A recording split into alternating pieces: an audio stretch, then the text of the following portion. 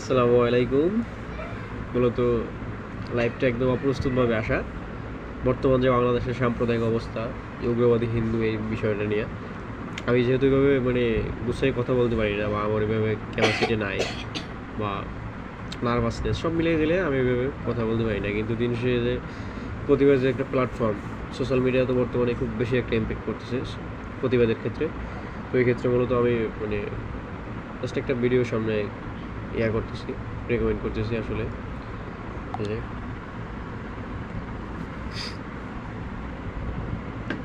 দেখুন, আমরা আমাদের জায়গা থেকে একটা কথা স্পষ্ট করে বলতে চাই, এই বাংলাদেশের মুসলমান যারা রয়েছে শান্তিপ্রিয় মুসলমান, এই বাংলাদেশের মুসলমান যারা রয়েছে তারা আসলে একদম ভাই, ঠিক আছে ভাই। যেমন নিজেদের ধর্মের প্রতি তাদের সহানুভূতি রয়েছে, অন্যান্য ধর্মের যারা রয়েছে তাদের প্রতিও তাদের সহানুভূতি রয়েছে।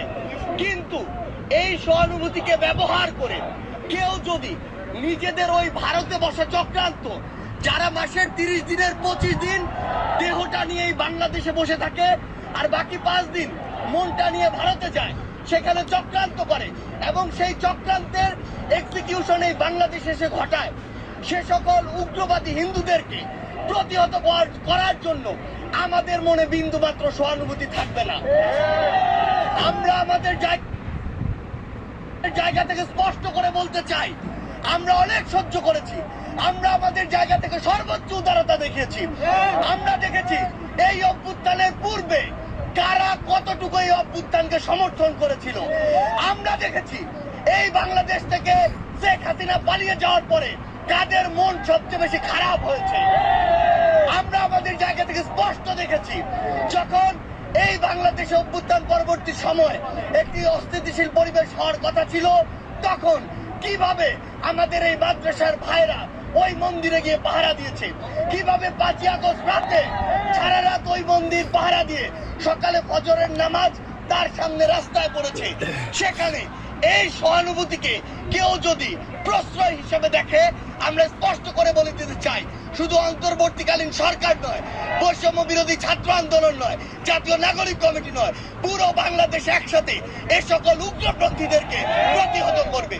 আমরা আমাদের জায়গা থেকে স্পষ্ট করে বলতে চাই, এসব ইসকনের নামে যেসব উগ্রপন্থীরা বিগত 16 বছরে অসংখ্য অপকর্ম ঘটিয়েছে, ফ্যাসিস্ট আওয়ামী লীগ এ সকল অপকর্মকে মানুষের সামনে আসতে দেয়নি। তারা ইসকনের এই সকল অপকর্মকে মদত দিয়েছে, প্রশ্রয় দিয়েছে, আশ্রয় দিয়েছে, লুকিয়ে রেখেছে। কিন্তু তাদের চরিত্র কি, তারা কিভাবে মানুষকে জবাই করে, এই দৃশ্য আমরা গতকালকে দেখেছি।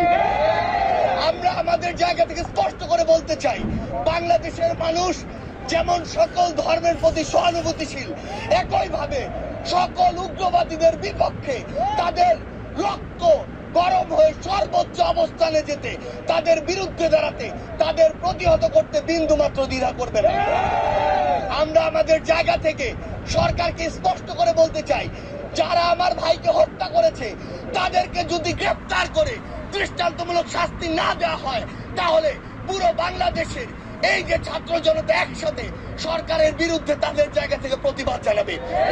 আমরা আমাদের জায়গা থেকে বলে দিতে চাই, যদি এই ক্ষেত্রে দৃষ্টান্তমূলক শাস্তি না হয়, তাহলে এটি হবে সরকারের বিচার ব্যবস্থার ক্ষেত্রে অন্যতম একটি ব্যর্থতা। আমাদের জায়গা থেকে স্পষ্ট কথা, এই যারা ইসকন নামের, যারা এই উগ্রপন্থী একটি মনোভাব বাংলাদেশে ছড়াচ্ছে, হিন্দুত্ববাদী মনোভাব বাংলাদেশে ছড়াচ্ছে, তাদেরকে অবিলম্বে নিষিদ্ধ করে বাংলাদেশের স্থিতিশীলতার জন্য, শান্তিপূর্ণ পরিবেশের জন্য তাদেরকে অবিলম্বে নিষিদ্ধ করতে হবে। অবশ্যই মূলত আমি এভাবে কথা বুঝেই বলতে পারতাম না। দিন শেষে আসলে এইটাই অনেক ভয়ঙ্কর একটা ব্যাপার। আরও যদি সময় আছে আজকে, এই জন্য মূলত কিছু ক্লিপ শেয়ার করার চেষ্টা করতেছি। যে দেখি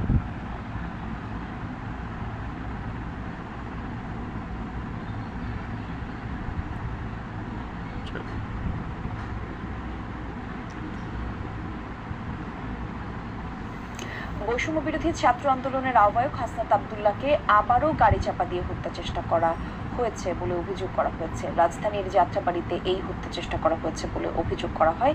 বৈষম্য বিরোধী ছাত্র আন্দোলনের অন্যতম সমন্বয়ক হান্নান মাসুদ ফেসবুকে একটি স্ট্যাটাস দিয়ে এই তথ্য জানান।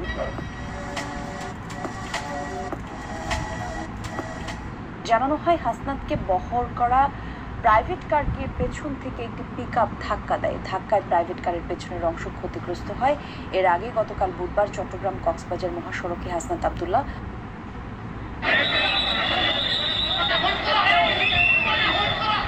বাংলাদেশ সম্মিলিত সনাতনী জাগরণ জোটের মুখপাত্র চিন্ময় কৃষ্ণ দাসের জামিনের আবেদন বাতিল করে কারাগারে পাঠানোর নির্দেশ দিলে তাকে কারাগারে নেয়ার পথে প্রিজন ভ্যান আটকে বিক্ষোভ করতে শুরু করেন তার অনুসারীরা। প্রায় 2 ঘন্টা ধরে অবরোধের এক পর্যায়ে আইনশৃঙ্খলা বাহিনীর সদস্যরা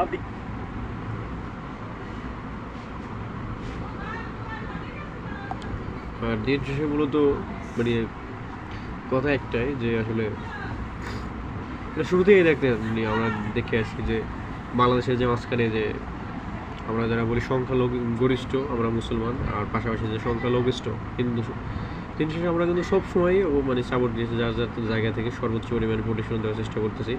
সামনে মানে এই যে কিছুদিন আগে যে দুর্গা পূজা গেছে, ওই ক্ষেত্রে যে আমরা যে পরিমাণ প্রত্যেকটা দলের মানুষ যেভাবে সাপোর্ট দিয়ে আসছে বা দল মানে মুসলমানরা ততভাবে করছে, প্রোটেকশন দিচ্ছে। দিন শেষে ওরা কী করতেছে আসলে ওদের আসল পরিচয়টা যে আসলে ওরা কতটা ভয়ঙ্কর, কতটা হিংস্র এটা প্রকাশ করে, কতটা মানে নির্মমভাবে একটা মানুষকে হত্যা করা যায় এটা আসলে আর প্রমাণ দিচ্ছে। তো মূলত আমার তবে আমি কোনো গুরুত্বপূর্ণ ব্যক্তি না, জাস্ট আমার ব্যক্তিগত অবস্থানটা দাঁড়াইতেছি আসলে খুব ভয়ঙ্কর একটা ব্যাপার। তো আমরা যার যার জায়গা থেকে অবশ্যই প্রতিবাদ করবো, কারণ অন্যায় যে করে আর অন্যায় যে সহে দুজনই আমার মতে সমান মানে অপরাধী আমার মতে। তো দিন শেষে মানে এটা একটা সুস্থ অবশ্যই একটা দরকার। আর ওইভাবে কেউ মূলত আমি এটা মানে আমার এঙ্গেজমেন্ট এগুলো করার জন্য না, ব্যক্তিগত দায়বদ্ধতা থেকে মূলত লাইভটা করা। আমি হয়তো ওইভাবে গুছিয়ে কিছু বলতে পারি নাই, কিন্তু আমার যে ভিতরে যে প্রতিক্রিয়া বা মূলত যে উদ্দেশ্যে মানে ভিডিওটা অন করা মূলত এটা হলো যে আসলে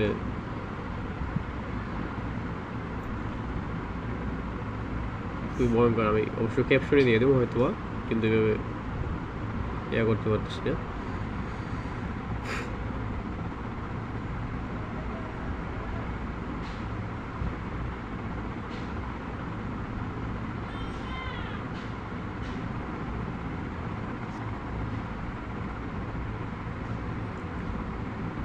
ঠিক আছে।